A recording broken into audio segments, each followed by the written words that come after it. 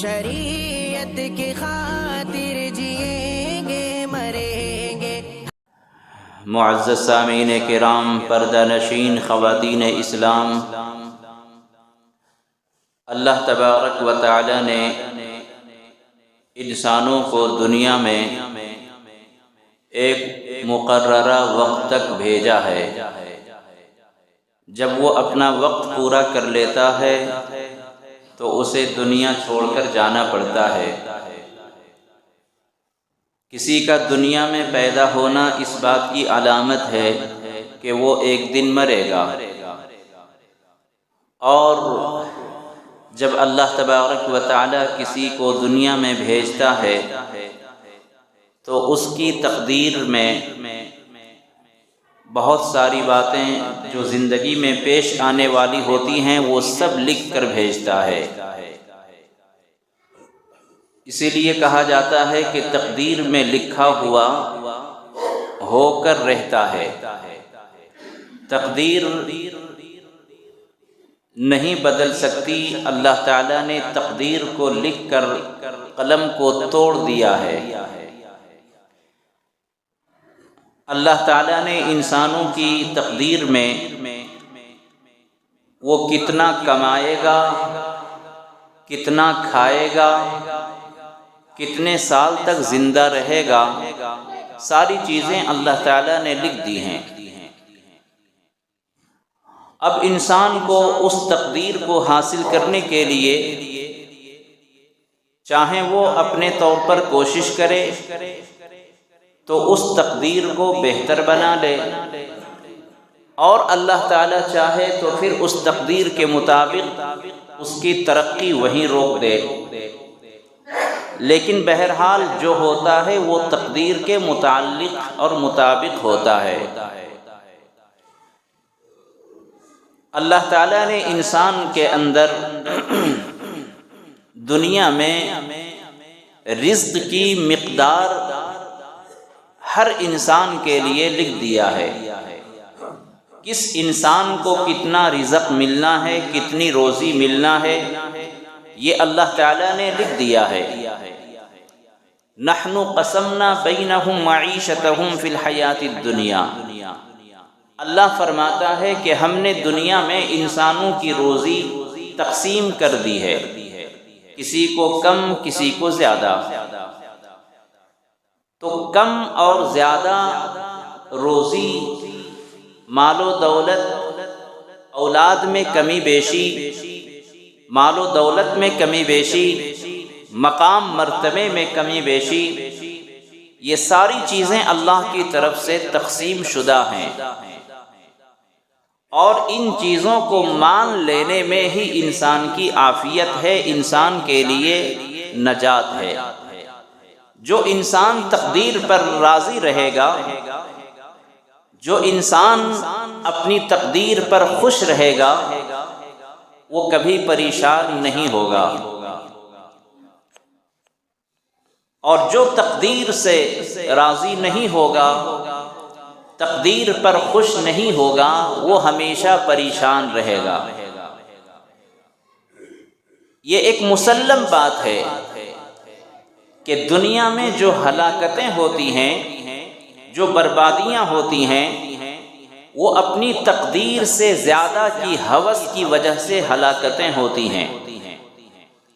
انسان اگر اللہ کی بنائی ہوئی چیزوں کو حاصل کرنے کے لیے جو اس کے مقدر میں ہے اس پر وہ اکتفا کر لے تو اسے کوئی نقصان نہیں ہوتا، لیکن اگر وہ تقدیر سے زیادہ حاصل کرنے کی کوشش کرے، حرص و لالچ پیدا کرے، اور حقوق کو پامال کر کے کسی چیز کو حاصل کرنا چاہے، تو وہیں سے اس کی ہلاکت و بربادی شروع ہو جاتی ہے۔ تو مسلمانوں کو اسلام نے ایک بنیادی عقیدہ دیا ہے، والقدر خیرہ۔ ایمان مفصل جب ہم ایمان لاتے ہیں تو ہمارا ایمان ہے اس بات پر کہ اے اللہ، میں نے ایمان لایا تجھ پر، تیرے رسولوں پر، تیرے فرشتوں پر، تیری کتابوں پر، اور خیر اور شر جو تقدیر میں تو نے لکھ دیا ہے وہ تیری طرف سے ہونے پر ایمان لایا، اور آخرت میں دوبارہ اٹھائے جانے پر ایمان لایا۔ تو جس طرح اللہ پر ہم نے ایمان لایا، اللہ کے رسولوں پر ایمان لایا، اللہ کے فرشتوں پر ایمان لایا، قیامت میں دوبارہ زندہ کیے جانے پر ایمان لایا، تو اسی میں تو یہ بھی ہے تقدیر پر ایمان لانا۔ تو یہ کیا بات ہوئی؟ اللہ پر تو ہم نے ایمان لایا، رسولوں پر ایمان لایا، اللہ کے فرشتوں پر ایمان لایا، ہم سب کو حق سمجھتے ہیں۔ تو پھر جو بیچ میں اللہ نے والقدر خیرہ وشرہ من اللہ تعالی والبعث بعد الموت، آمنت باللہ وملائکتہ وکتبہ ورسلہ والیوم الآخر والقدر خیرہ وشرہ من اللہ۔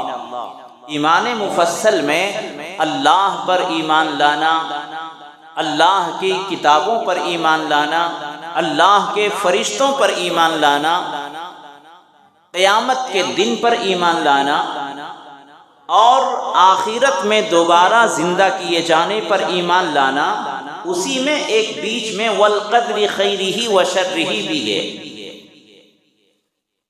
جس کا مطلب ہے کہ اے اللہ، تقدیر میں جو تو نے خیر اور شر لکھا ہے اس پر بھی ہمارا ایمان ہے۔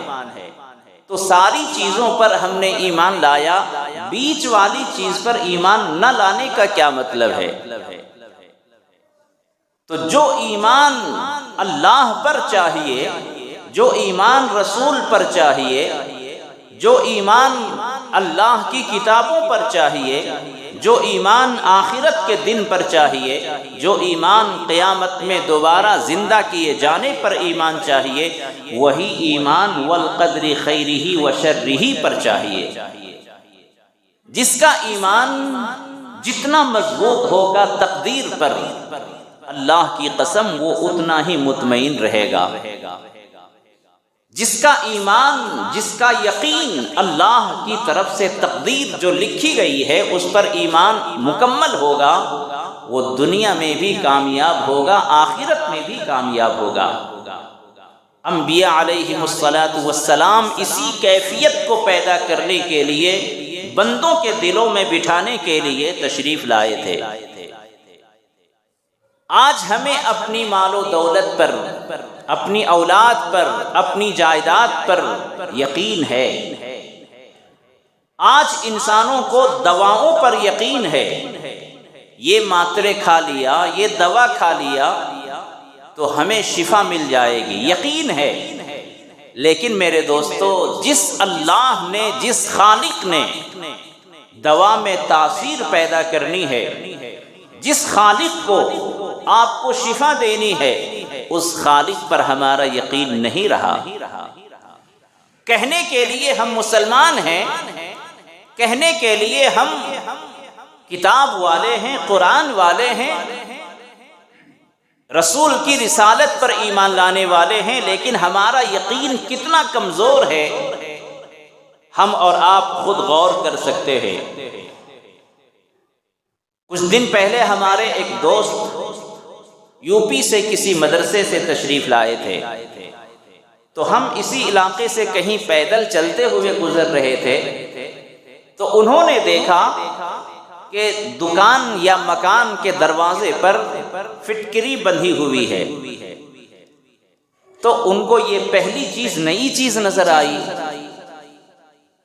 انہوں نے کہا کہ حضرت یہ کیا چیز ہے؟ تو میں نے کہا کہ فٹکری ہے۔ تو کہا یہ کیوں باندھتے ہیں دروازے پر؟ تو جیسا کہ مجھے پتا ہے، لوگ بتاتے ہیں کہ وہ اگر باندھ دیتے ہیں تو نظر نہیں لگتی، اور وہ دھیرے دھیرے گھلتا ہے، فٹکری گھل جاتی ہے، ختم ہوتی ہے، جیسے اس میں ہوا لگے تو وہ گھلتی ہے، پگھل جاتی ہے غیر محسوس طریقے پر۔ تو انہوں نے اپنے سر پہ ہاتھ رکھ کر کہا استغفر اللہ، یہ نظر توڑ ہے کیا؟ ہمارے آقا صلی اللہ علیہ وسلم نے نظر لگنے پر کیا دعا پڑھنی چاہیے وہ دعا بتائی ہے. کسی بخار زدہ انسان کو کیا دم کرنا ہے وہ چیزیں بتائی ہیں، وہ دعائیں کتابوں میں موجود ہیں. تو ایک غیر شرعی چیز جس کا نہ قرآن میں ذکر ہے نہ حدیث میں ذکر ہے، ایسی چیز پر لوگوں کا ایمان اور یقین بن گیا. ہمارا ایمان و یقین یہ ہے کہ اللہ ہی کی ذات سے سب کچھ ہوتا ہے. اگر اس میں ہمیں کسی طرح کی کمزوری محسوس ہو رہی ہے، اگر ہمارے دل میں یہ خیال آتا ہے کہ یہ کام کسی اور سے بھی ہو سکتا ہے، تو استغفر اللہ پڑھیں، کلمہ پڑھیں اور اپنے ایمان کو تجدید کریں، اپنے ایمان کو پھر سے نیا کریں. اس میں کسی بھی طرح کی کمزوری نہیں آنی چاہیے. توحید جو ہے وہ بہت بڑی دولت ہے.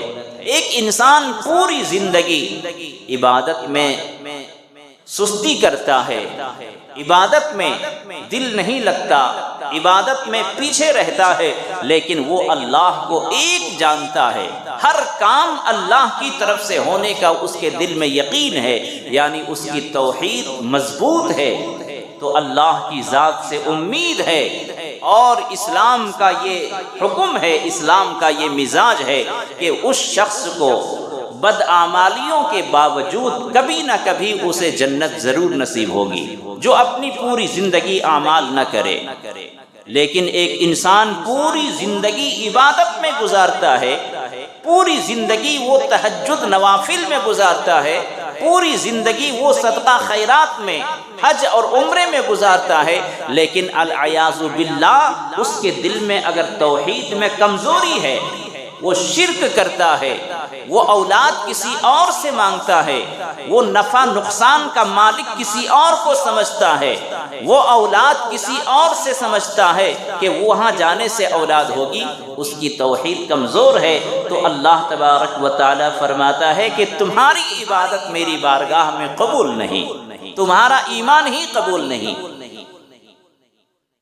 تو توحید بہت بڑی عبادت ہے، بہت بڑی دولت ہے. جس انسان کے اندر توحید مضبوط ہوگی، وہ اللہ کی طرف سے جو تقدیر ہے اس پر کبھی وہ ناراض نہیں ہوگا. تو تقدیر جو اللہ تعالیٰ نے لکھ دی ہے وہ ہو کر رہے گی، اور وہ ہو کر آپ کو دنیا میں گزرنا ہے. تو اللہ تبارک و تعالیٰ نے ہر انسان کی تقدیر میں روزی لکھ دی ہے کہ یہ کتنا کمائے گا، کتنا کھائے گا، کتنے دن زندہ رہے گا. اب اللہ تبارک و تعالیٰ ہی کا یہ فرمان ہے کہ اے میرے بندو، ہم نے تمہاری رزق تو لکھ دی ہے، تمہاری عمر تو لکھ دی ہے، لیکن اگر چند کام کرو، کچھ کام ایسے ہیں جس کو کرو گے تو ہم اس تقدیر کو بدل کر دوبارہ ہم صحیح لکھ دیں گے، تمہاری تقدیر کو بدل دیں گے. وہ کیا ہیں نیکیاں اور وہ کیا ہیں کام؟ اللہ کے رسول صلی اللہ علیہ وسلم نے فرمایا کہ ہر نیک عمل جو آپ دنیا میں کرتے ہیں، اللہ تعالیٰ اس کی جزا اور اس کا بدلہ قیامت میں عطا فرمائے گا. لیکن ایک نیکی ایسی ہے جس کی جزا آپ کو دنیا میں بھی ملے گی. وہ کیا ہے؟ والدین کی خدمت، ماں باپ کی خدمت، ماں باپ کو راحت پہنچانا، ماں باپ کو محبت بھری نگاہوں سے دیکھنا، ماں باپ کو پیار دینا، ماں باپ کو آرام دینا. ماں باپ کو جو خدمت کرتا ہے اللہ تعالیٰ اسے دنیا ہی میں اس کا اجر عطا فرماتا ہے. اور اس کے برخلاف اللہ تعالیٰ ہر گناہ کی سزا قیامت میں مؤخر کر دیتا ہے. دنیا میں کوئی ضروری نہیں کہ اس گناہ کی سزا ملے، لیکن ایک گناہ ایسا ہے جس کی سزا دنیا میں ملتی ہے. وہ گناہ ہے کہ ماں باپ کو ستایا جائے، ماں باپ کو تکلیف پہنچائی جائے، ماں باپ کی خدمت نہ کی جائے، ماں باپ کو ناراض رکھا جائے، ماں باپ کو گالی دی جائے. اگر کوئی اولاد اپنے ماں باپ کو تکلیف پہنچاتا ہے، اگر کوئی اولاد ماں باپ کی خدمت نہیں کرتا، اولاد سے ماں باپ ناراض ہیں، اللہ کے رسول فرماتے ہیں کہ اسے دنیا میں مرنے سے پہلے سزا مل جائے گی۔ اور ایک حدیث اللہ کے رسول صلی اللہ علیہ وسلم نے فرمایا کہ اگر کوئی شخص اپنے ماں باپ کی خدمت کرتا ہے تو اللہ تعالیٰ اس کی روزی میں برکت عطا فرماتا ہے۔ سبحان اللہ، روزی میں برکت اور عمر میں برکت۔ برکت کا جو لفظ ہے عام طور پر ہم یہ سمجھتے ہیں کہ صرف کھانے میں برکت ہوتی ہے، نہیں، عمر میں برکت، آپ کی بیوی فرما بردار ہوگی، آپ کی اولاد فرما بردار ہوگی، آپ کے ہر معاملے میں اللہ تعالیٰ اس میں برکت کو ظاہر کرے گا۔ آپ ٹینشن فری ہوں گے، کوئی الجھن آپ کو نہیں ہوگی۔ جو اپنے ماں باپ کی خدمت کرتا ہوگا، جو اپنے ماں باپ کو پیار محبت سے رکھتا ہوگا، جو اپنے ماں باپ کو آرام اور راحت پہنچاتا ہوگا، وہ شخص کبھی پریشان نہیں ہوگا۔ یہ اللہ کے رسول صلی اللہ علیہ وسلم کا فرمان ہے۔ تو دنیا میں اگر آپ کو روزی میں برکت چاہیے، ماں باپ کی خدمت کرو۔ دنیا میں اگر آپ کو سزا چاہنا ہے، گناہوں کی سزا پانا ہے، تو اپنے ماں باپ کو ستاؤ۔ یہ ماں باپ ہمارے لیے اللہ تعالیٰ کی طرف سے بہت بڑی نعمت اور بہت بڑی دولت ہیں۔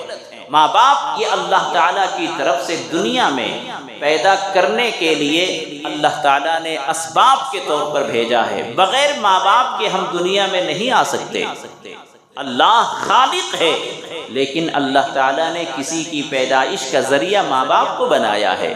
اور اللہ تعالیٰ فرماتا ہے، اے میرے بندو، میری عبادت کے علاوہ کسی کی عبادت نہ کرو، میری عبادت کے علاوہ کسی کی عبادت نہ کرو۔ یہ سر جھکاؤ تو میرے سامنے جھکاؤ، سجدہ کرنا ہے تو میرا سجدہ کرو، رکوع کرنا ہے میرا رکوع کرو، طواف کرنا ہے تو میرے اس گھر کا طواف کرو، کچھ مانگنا ہے تو مجھ سے مانگو، کچھ چاہنا ہے تو مجھ سے چاہو، مشکلوں سے نجات چاہیے مجھ سے نجات چاہو، پریشانیوں سے چھٹکارا چاہنا ہے مجھ سے چاہو۔ تقدیر میں نے لکھی ہے، حالات میری طرف سے آتے ہیں۔ تو اللہ تبارک و تعالی اپنے بندوں سے چاہتا ہے کہ وہ میری عبادت کرے، میرے علاوہ کسی دوسرے کے سامنے اپنے سر کو نہ جھکائے۔ اور اس کے بعد جو دوسرا حکم دیا وہ فرماتا ہے اللہ تعالیٰ وَبِالْوَالِدَيْنِ إِحْسَانًا۔ سب سے پہلے اللہ نے اپنا حکم دیا کہ میری عبادت کرو۔ دوسرے نمبر پر جو حکم دیا ہے وہ یہ کہ اپنے ماں باپ کے ساتھ احسان سلوک کرو، اپنے ماں باپ کے ساتھ اچھائی کا معاملہ کرو، اپنے ماں باپ کی خدمت کرو، جہاں تک ہو سکے زبان کے ذریعے سے، اعمال کے ذریعے سے، خدمت کے ذریعے سے اپنے آپ کو اپنے ماں باپ کے سامنے بالکل بچھا دو، نچھاور کر دو۔ تو جو ماں باپ کی خدمت کرتے ہیں وہ دنیا میں بھی ہرے بھرے رہتے ہیں اور آخرت میں بھی وہ کامیاب اور سرخرو ہوں گے۔ اس حقیقت کو سمجھنا ہے۔ اگر اپنی نیکیوں کو اللہ کی بارگاہ میں قبول کروانا ہے تو اپنے ماں باپ کو خوش رکھو۔ ماں باپ ہی وہ دولت ہیں جو اپنی اولاد کو دل سے دعا دیتی ہے۔ ماں باپ ہی وہ دولت ہیں، وہ ہستیاں ہیں جو اپنی اولاد کو اپنے سے بہتر دیکھنا چاہتے ہیں۔ ماں باپ کو چھوڑ کر کوئی ہمارا خیر خواہ نہیں ہو سکتا۔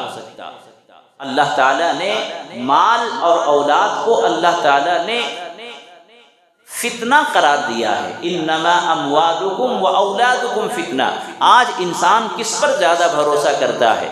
مال پر بھروسہ کرتا ہے، اولاد پر بھروسہ کرتا ہے۔ اللہ نے ان دونوں چیزوں کو فتنہ قرار دیا ہے، ماں باپ کو فتنہ قرار نہیں دیا کہ تم ماں باپ کی بات نہ ماننا۔ ماں باپ کی خدمت تو یہاں تک کرنا ہے، اللہ کے رسول صلی اللہ علیہ وسلم کی حدیث میں ہے کہ اگر کسی کے ماں باپ غیر اسلام میں ہیں، اسلام میں نہیں ہے، وہ اولاد کو اللہ تعالیٰ نے اسلام کی دولت سے مالا مال کر دیا، ماں باپ اسلام میں نہیں ہے، غیر ہیں، تو تو بھی اولاد کو یہ حکم دیا گیا کہ تم اپنے کافر و مشرک ماں باپ کی خدمت کرو، اگرچہ وہ تمہارے دین پر نہیں ہیں، تمہارے مذہب پر نہیں ہیں، تمہارے خدا پر ان کا یقین نہیں ہے، لیکن چونکہ وہ ماں باپ ہیں تمہارے، اس لیے تم ان کی خدمت کرو، جو ان کو ضرورت ہے وہ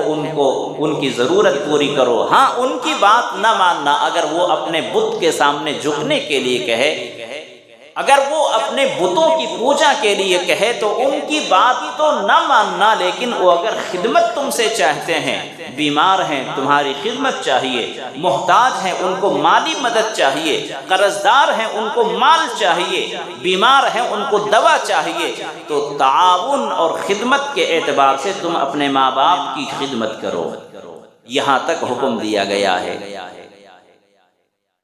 بڑے افسوس کا مقام ہے مسلمانوں، جس اللہ نے ماں باپ کی خدمت کو دوسرا نمبر قرار دیا ہے، پہلے اپنی عبادت کا حکم دیا، دوسرے نمبر پر ماں باپ کی خدمت، ماں باپ کی اطاعت و فرما برداری، جس اللہ نے اتنی تاکید کی ہو، اور جس اللہ کے رسول نے، جس نبی نے یہ حکم دیا ہو کہ اے بندو، اے میری امتو، ماں کے قدموں کے نیچے جنت ہے، اور باپ جنت کا بیچ دروازہ ہے، جنت میں آپ نہیں جا سکتے بغیر دروازہ کھولے ہوئے، اور دروازہ اگر آپ نے کھولا لیکن جنت ہی نہیں ہے، تو دونوں بیلنس کو برابر رکھنا ہے، ماں کی خدمت بھی کرنی ہے اور باپ کی اطاعت و فرما برداری بھی کرنی ہے۔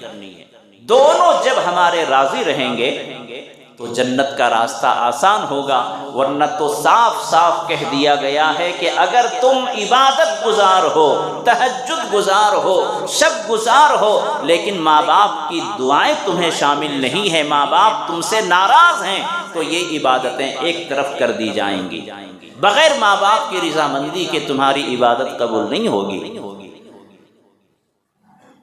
ماں باپ بہت خوش نصیب ہیں وہ لوگ جن کے دنیا میں ماں باپ ہیں، وہ روزانہ حج اور عمرے کا ثواب کما سکتے ہیں۔ ایک حج اور عمرہ کرنے میں کتنا خرچ ہوتا ہے، کتنی پریشانیاں ہوتی ہیں، ایک بیچارہ غریب آدمی حج نہیں کر سکتا، ایک بیچارہ غریب آدمی عمرہ نہیں کر سکتا، کتنا بڑا سہارا ہے اور کتنی بڑی امید کی کرن ہے۔ آقا صلی اللہ علیہ وسلم نے فرمایا کہ اے لوگو، اگر کوئی اپنے ماں باپ کو محبت کی نظر سے ایک مرتبہ دیکھ لیتا ہے، اس کو ایک حج یا ایک عمرے کے برابر ثواب ملتا ہے، اور وہ بھی وہ حج جو قبول ہو، حج مبرور جس کو کہتے ہیں، اور وہ عمرہ جو قبول کیا گیا، مقبول عمرے کا ثواب۔ ہم اور آپ جو حج کرتے ہیں اس کی کوئی گارنٹی نہیں وہ اللہ کی دربار میں قبول ہو رہا ہے یا نہیں، کوئی گارنٹی نہیں، کوئی ضمانت نہیں۔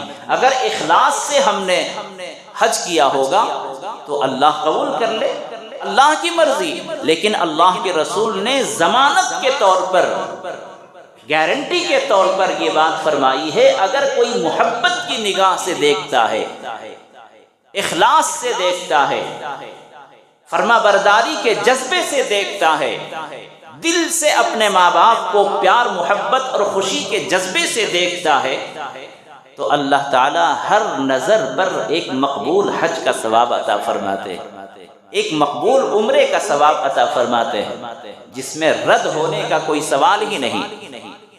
ایک صحابی نے پوچھا، اے اللہ کے رسول، اگر دن میں وہ کئی مرتبہ دیکھے تو کیا ہر بار ثواب ملے گا؟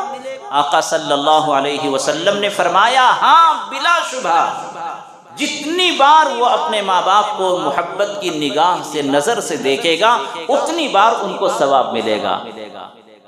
ایک مالدار تو سال میں ایک حج کر سکتا ہے، ایک مالدار سال میں 12 عمرے کر سکتا ہے، یا جتنے چاہے کر سکتا ہے۔ یہاں ایک غریب کے لیے، فرما بردار اولاد کے لیے ہر منٹ میں ثواب ہے حج اور عمرے کا، جتنی بار آپ محبت کی نگاہ سے دیکھو۔ تو میرے دوستو، ماں باپ کی دعا لینا یہ بڑی خوش نصیبی کی بات ہے۔ جن کے دنیا میں ماں باپ ہیں وہ قدر کر لیں، ماں باپ کے بعد کوئی آپ کو ایسے مخلص نہیں ملیں گے۔ ایک شخص کے بارے میں لکھا ہے کہ وہ ماں باپ کی بڑی خدمت کیا کرتے تھے۔ جب ان کی ماں کا انتقال ہو گیا تو کسی نے خواب میں آ کر کہا کہ اے لوگو، اے صاحب، آپ اپنی ماں کی بڑی خدمت کرتے تھے، آپ کو اللہ کی طرف سے روزی دی جا رہی ہے، رزق دیا جا رہا ہے۔ تو خواب میں انہوں نے پوچھا کہ کیا مجھے مل رہا ہے؟ تو انہوں نے کہا کہ آپ اس طرف چلے جائیں، وہاں ایک ندی ہے، وہاں ایک پتھر ملے گا، اس پتھر کے نیچے 100 دینار ہوں گے، وہ دینار آپ لے کر خرچ کرو۔ تو انہوں نے پڑھ رکھا تھا کہ اس دینار میں برکت ہوگی یا ختم ہو جائے گا وہ دینار۔ تو انہوں نے خواب میں پوچھا کہ اس 100 دینار میں برکت ہے؟ تو انہوں نے کہا کہ برکت تو نہیں ہے، لیکن تمہاری ضرورت کی چیز ہے۔ تو کہا کہ میں نہیں لیتا۔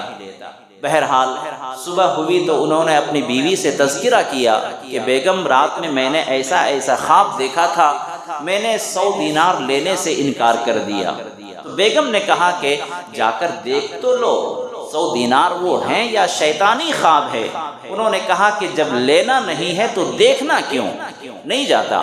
دوسرے دن پھر خواب میں وہ دیکھتے ہیں، وہی آتا ہے اجنبی شخص اور کہتا ہے تو نے ماں کی بڑی خدمت کی ہے، اللہ کی طرف سے تجھے یہ انعام مل رہا ہے، رزق میں برکت مل رہی ہے، 10 دینار وہاں جا کر پڑے ہیں، وہ لے لو۔ انہوں نے کہا کہ اس میں برکت ہے؟ تو کہا کہ برکت تو نہیں ہے۔ کہا کہ نہیں لیتا۔ تیسرے دن خواب دیکھا اور کہا کہ وہاں اس پتھر کے نیچے 1 دینار ہے، وہ جا کر لے لو۔ انہوں نے کہا کہ اس میں برکت ہے؟ انہوں نے کہا کہ ہاں برکت ہے۔ تو وہ 1 دینار لے کر چلے۔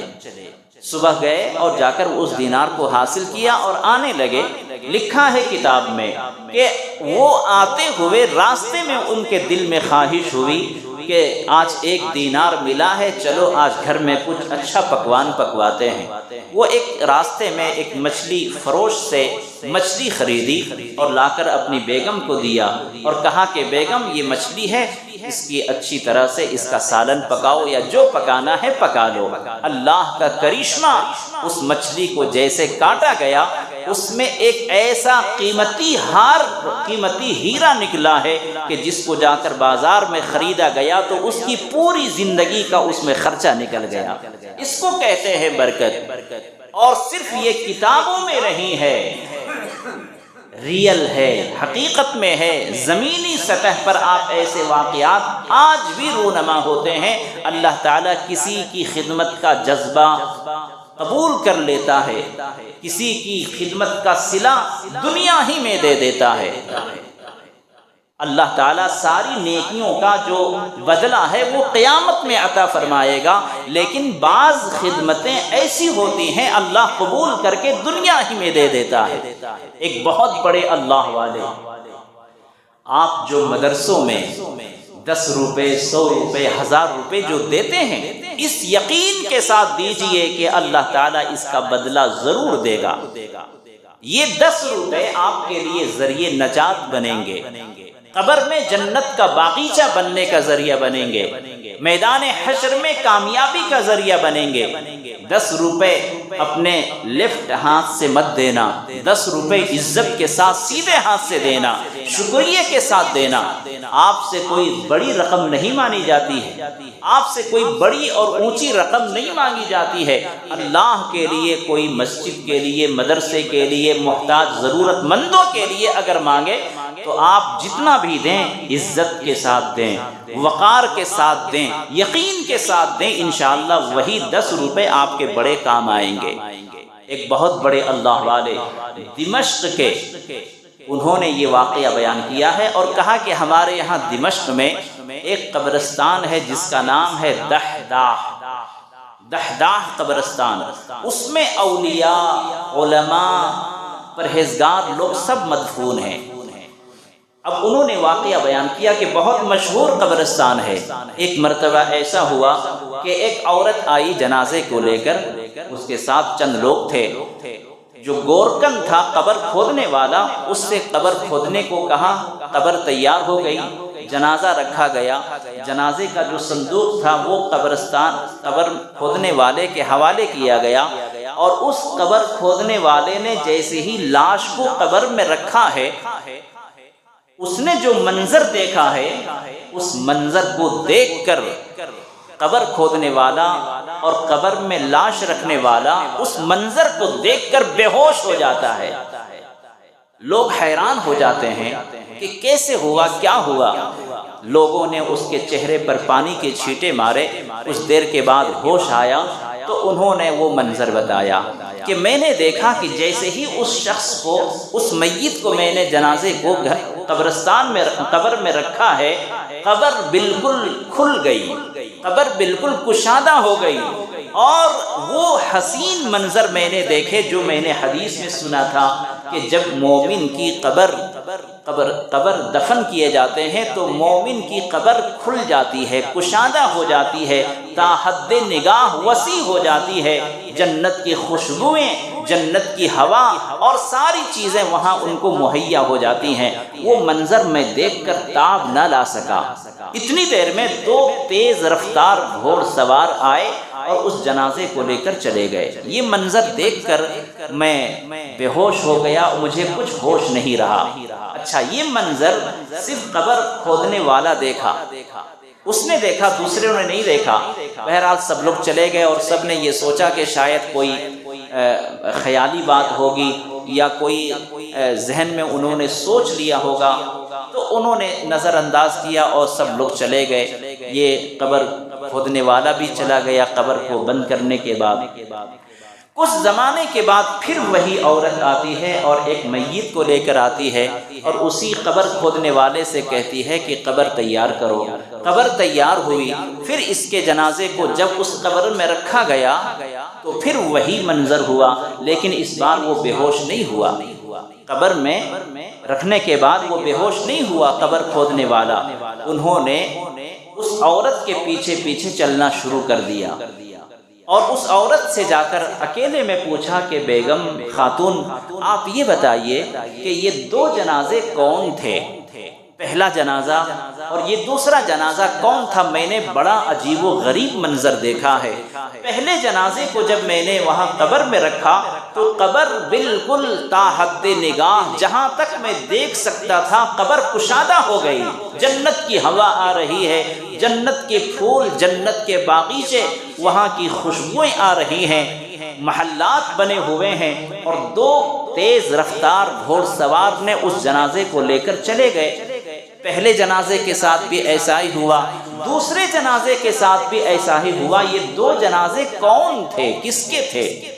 تو اس خاتون نے کہا کہ وہ 2 جنازے میرے بیٹے تھے، پہلا بھی میرا بیٹا تھا، دوسرا بھی میرا بیٹا تھا۔ پہلا بیٹا قرآن کی تعلیم حاصل کرتا تھا اور دوسرا بیٹا اس کا خرچہ برداشت کرتا تھا۔ 2 جنازے، ایک پڑھنے والا تھا، دوسرا اس کے اوپر خرچ کو برداشت کرنے والا تھا۔ تو پڑھنے والے کی خدمت کرنا، مدارس اسلامیہ کی خدمت کرنا، آپ 10، 20، 100، 50 جو دیتے ہیں، اللہ تعالیٰ قیامت میں جو اس کا بدلہ ہوگا وہ تو عطا فرمائے گا، دنیا میں بھی اس کا نمونہ موجود ہے۔ اور یہ قصہ اور کہانی کی بات نہیں، وہ اللہ والے آج بھی زندہ ہیں اور وہ واقعہ اس طرح سے انہوں نے بیان کیا ہے۔ تو میرے دوستو، اللہ پر یقین کریں، اللہ وہی ہے جس نے حضرت موسیٰ علیہ السلام کو فرعون سے نجات عطا فرمائی، اللہ وہی ہے جس نے حضرت ابراہیم علیہ السلام کو نار نمرود سے نجات عطا فرمائی، وہی اللہ آج بھی ہے۔ جو حالات آئے ہیں، ہمارا یقین کمزور ہو گیا، اللہ سے مدد کیسے مانگے، اللہ سے نصرت کیسے مانگے، اللہ سے ہم کس طرح سے اپنی بپتا کو سنائیں؟ آج ہمارے ذہن میں، ہمارے دل و دماغ میں وہ سب بات آتی نہیں ہے، وہ کیفیت پیدا نہیں ہوتی۔ اپنے دلوں کی کیفیت کو بدلو میرے دوستو۔ دل جب صاف ہوتا ہے، دل جب نرم ہوتا ہے، اللہ رسول کی باتیں اس پر اثر انداز ہوتی ہیں، اور دل جب سخت ہو جاتا ہے، اللہ رسول کی کوئی بات دل پر اثر انداز نہیں ہوتی۔ آج ہمارا دل سخت ہو گیا، دل اپنے نرم کریں، دل کو جب نرم کریں گے تو نصیحتیں بھی اثر انداز ہوگی، ورنہ پورا قرآن پڑھ کر سنا دیا جائے اس سخت دل پر کوئی اثر نہیں ہوگا۔ کل قبرستان گیا، کل ایک جنازے میں قبرستان گیا، میں حیران ہوں کہ ابھی جنازے کو قبر میں رکھا جا رہا ہے اور گانے کی اتنی تیز آواز آ رہی ہے، وہ کون بجا رہا ہے؟ سوچئے ہمارا دماغ، ہماری سوچ کتنی بدل گئی۔ جتنے ساؤنڈ سے گانا بج رہا تھا اتنے ساؤنڈ سے اگر کوئی غیر مسلم گزرتا تو 10 لوگ منع کرتے، لیکن افسوس ہے کہ ایک مسلمان کے گھر سے وہ گانا بج رہا ہے اور اسے احساس بھی نہیں کہ ہم کس جگہ پر ہیں، کس جگہ پر وہ اپنا گھر ہے، کس جگہ پر وہ کھڑے ہیں، کتنے نازک مقام پر وہ کھڑے ہیں۔ اللہ کے رسول صلی اللہ علیہ وسلم نے تو فرمایا کہ قبر سے زیادہ گھبراہٹ والا منظر میں نے نہیں دیکھا۔ آج ہمارا دل قبر کے سامنے سے گزرتے ہوئے نہیں گھبراتا، آج ہمارے دل پر کوئی کیفیت نہیں آتی۔ قبرستان میں بیٹھ کر ہم مذاق کرتے ہیں، قبرستان میں بیٹھ کر ہم گانے سنتے ہیں۔ اس طرح کی ہماری حالت ہوگی، اللہ کی مدد کیسے آ سکتی ہے؟ اس لیے میرے دوستو، اپنی بربادی کا گلہ اپنی تقدیر پر نہ ڈالیں، اپنی بربادی کا گلہ اور شکوہ اپنی تقدیر پر نہ ڈالیں، بلکہ اپنی حالات کو بدلنے کی کوشش کریں۔ اللہ نے آپ کی تقدیر بہت اچھی لکھی ہے، اللہ آپ کی بھی سننے کے لیے تیار ہے، اللہ آپ کی بھی دعا قبول کرتا ہے۔ کوئی دعا مانگنے والا تو ہو، کوئی اپنی حالت بدلنے والا تو ہو۔ اللہ تعالیٰ کی رحمت ہمیشہ متوجہ رہتی ہے، اللہ تعالیٰ کی رحمت روزانہ رات کے آخری حصے میں اللہ کی رحمت پکارتی ہے، اے میرے بندو، کون ہے جو مجھ سے مانگے میں اس کو عطا کروں؟ کون ہے جو اپنی پریشانی سنائے میں اس کی پریشانی کو سنوں؟ کون ہے مجھ سے اولاد مانگنے والا؟ کون ہے مجھ سے رزق مانگنے والا؟ اللہ کی رحمت روزانہ متوجہ ہوتی ہے۔ صرف اپنی تقدیر کا گلہ نہ کریں کہ جو لکھا تھا وہ ہو کر رہے گا، اپنی تقدیر کو چمکائیں۔ ہماری تقدیر اللہ نے لکھی، غیروں کی تقدیر اللہ نے نہیں لکھی، وہ ہم سے حالت میں کیوں اچھے ہو گئے؟ اپنی زندگی کے اصول کو بدلیں، تعلیم، گھر کے ماحول کو بدلیں۔ آج ہمارا ماحول اتنا بگڑ چکا ہے، اگر 10 لوگوں میں ایک کوئی خراب آدمی ہو تو 9 لوگ مل کر اس کو صحیح کر سکتے ہیں، لیکن افسوس یہ ہے کہ ایک آدمی کے خراب ہونے سے 9 آدمی خاموش ہیں، یعنی اس کے جرم میں، اس کی برائی میں یہ 9 لوگ بھی شامل ہو جاتے ہیں۔ اللہ کے رسول صلی اللہ علیہ وسلم نے فرمایا کہ تم اس وقت تک خیر میں رہو گے جب تک خیر کا غلبہ ہوگا، اور جب خیر مغلوب ہو جائے، شر کا غلبہ ہو جائے تو تم بڑے خطرے میں رہو گے۔ ہلاکت و بربادی کبھی بھی ہو سکتی ہے، تو ہم خیر کے غلبے کے ساتھ رہیں۔ گھر کے افراد میں 1-2 اگر بے نمازی ہیں ان کو نمازی بنائیے، بے دین ہیں ان کو دیندار بنائیے، لیکن پورے گھر کا ماحول بے نمازیوں سے ایسا ہو جائے، گھر کا ماحول بے دین جیسا ہو جائے، شادی کی محفل بے دین ہو جائے، عقیقے کی مجلس بے دین ہو جائے، کتنے سوچنے کا مقام ہے۔ اور پھر آپ تقدیر پر گلہ کریں، تقدیر پر شکوہ کریں، حالت اپنی نہیں بدلیں گے، تقدیر پر گلہ کریں گے، اللہ سے شکوہ کریں گے۔ اس لیے میرے دوستو اتنے بھولے نہ بنے۔ اللہ تعالیٰ سے دعا ہے اللہ تعالیٰ ہمارے باطن کی اصلاح فرما دے، ہمارے قلب کو، ہمارے دلوں کو نرم فرما دے۔ وآخر دعوانا ان الحمد للہ رب العالمین۔